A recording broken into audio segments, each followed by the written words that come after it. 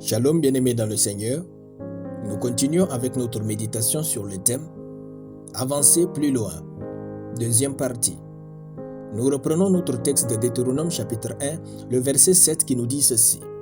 « Tournez-vous et partez, allez à la montagne des Amoréens et dans tout le voisinage, dans la plaine, sur la montagne, dans la vallée, dans le Midi, sur la côte de la mer, au pays des Cananéens et au Liban, jusqu'au grand fleuve, au fleuve d'Euphrate. » Alléluia. Nous parlons du fait d'avancer plus loin.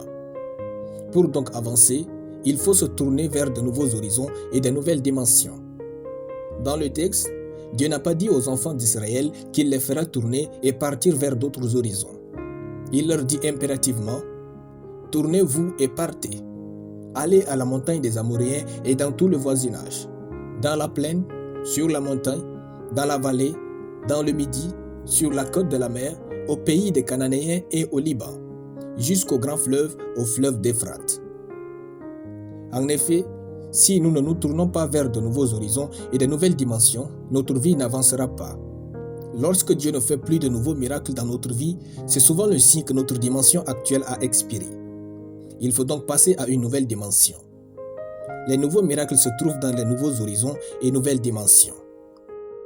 Dernièrement, nous causions avec un frère sur une expérience et nous nous étions accordés sur cette phrase d'un serviteur de Dieu qui dit, je cite, « Les choses que tu cherches dans la vie te cherchent aussi, mais elles ne viennent pas à toi parce que ce n'est pas cette version de toi qu'elles attendent. » Fin de la citation. Se tourner donc vers de nouveaux horizons fera de vous une nouvelle personne vers qui des choses nouvelles viendront.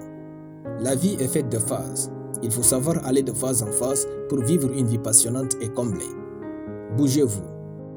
Se tourner vers de nouvelles dimensions, c'est lire de nouveaux livres, essayer de nouvelles coiffures, apprendre de nouveaux vocabulaires, améliorer votre apparence, développer votre potentiel et vos dons, faites des expériences nouvelles, étudiez encore la Bible pour connaître Dieu de manière fraîche.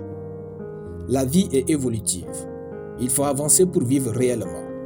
Se tourner vers de nouveaux horizons, c'est aller vers un pays nouveau et aussi se donner de nouvelles habitudes. Sans cela, nous n'avancerons jamais. Jésus a dit, « Et personne ne met du vin nouveau dans des vieilles outres. » Marc chapitre 2, le verset 22. Le vin nouveau n'existe jamais dans la zone actuelle de votre vie. Il faut aller vers une nouvelle dimension et l'onction nouvelle viendra. Tournez-vous et partez. Oui, partez. Avancez plus loin dans la vie. Alléluia. Nous allons prier. Je confesse que mon esprit et ma conscience sont tournés vers de nouvelles dimensions et nouveaux horizons au nom de Jésus. Alors que j'avance plus loin, une nouvelle onction coule sur moi et de nouveaux miracles se produisent dans ma vie au nom de Jésus. Amen. La lecture biblique en une année, Néhémie chapitre 12 à Néhémie chapitre 13. Soyez bénis, c'était le pain du ciel.